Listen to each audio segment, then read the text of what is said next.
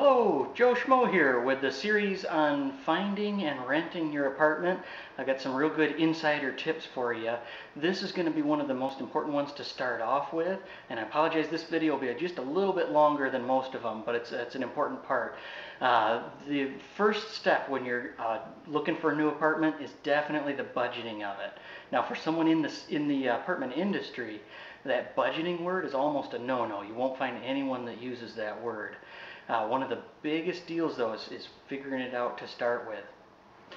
One of the reasons they won't ever use that word is they have a set price in mind. If you wanted to spend more than that, they want to talk you into saving money and only spending that.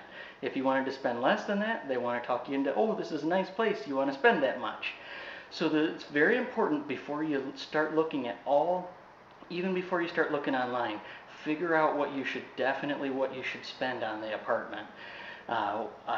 Basic guideline is never spend more than about 2.5 times your monthly income on your monthly rent.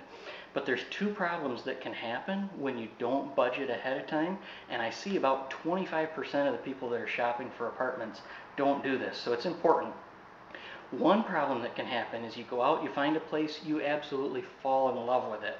Salesperson talks you into it, and you end up spending more than you should have. I've even seen people do this and end up being evicted a couple months later because they could not afford it.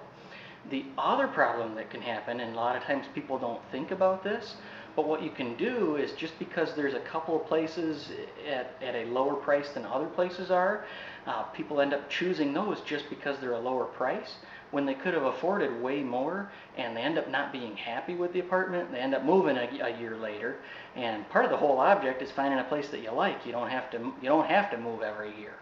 So definitely look at budgeting ahead of time.